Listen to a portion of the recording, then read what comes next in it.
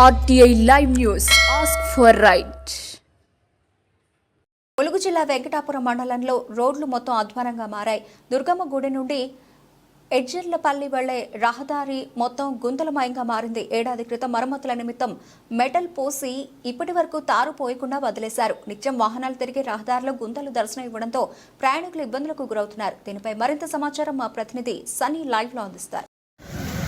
ప్రధానంగా ఏదైతే ములుగు జిల్లాకు సంబంధించి రోడ్లు మొత్తం అస్తవ్యస్తంగా మారాయని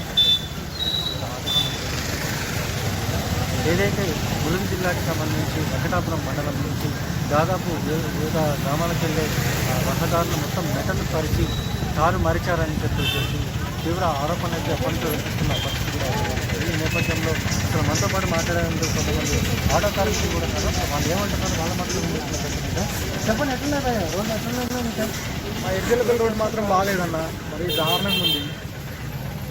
మేము ఆటో డ్రైవర్లను చాలా ఇబ్బందులు పడతాను. టైర్లు కానీ ఇంజన్లు కానీ ఆగట్లేదు.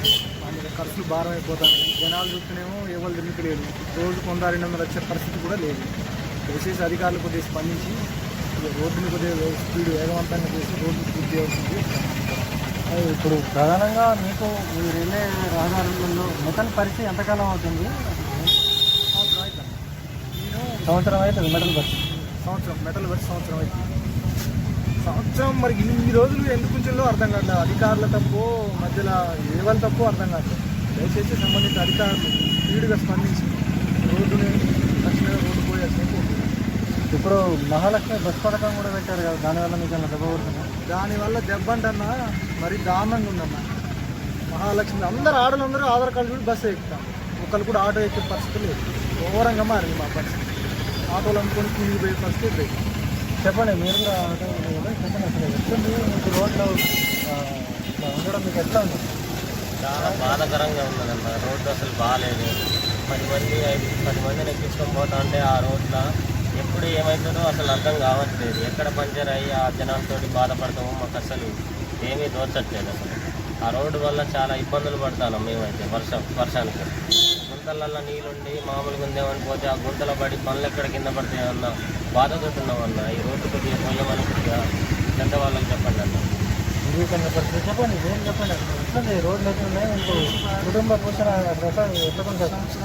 అసలు రోడ్లు బాగా ఇప్పుడైతే కుక్కలు ఉంది. అసలు ఆటో తీయాలని మహాలక్ష్మి పథకం వల్ల టికెట్ లేక నాకు విద్యుత్ భయం అవుతాను. ఆ రోడ్డు వల్ల అసలు ఇంట్లో పెట్టుకొని ఉంటాను. అదనంగా తీసుకెళ్ళినప్పుడు అవుతాను బండి. ఇది ఇక్కడ ఉన్న పరిస్థితి. ఏదైతే ఆటో కార్మికులు ఎవరైతే ఉంటారో వీళ్ళందరూ కూడా తీవ్రంగా ఇబ్బందులు ఎదుర్కొంటున్నామని చెప్పేసి ఇలా ఆటో కార్మికులు చెప్తున్న పరిస్థితి. ఇప్పటికైనా తక్షణమే అధికారులు కావచ్చు, లేకపోతే ప్రజాప్రతినిధులు కావచ్చు, వీళ్ళందరూ స్పందించి మాకు రోడ్డు నిర్మాణం చేయాలని చెప్పేసి ఇక్కడ ఉన్న ఆటో కార్మికులు చెప్తున్న పరిస్థితి కనిపిస్తుంది. Satish Sunny, RTI news.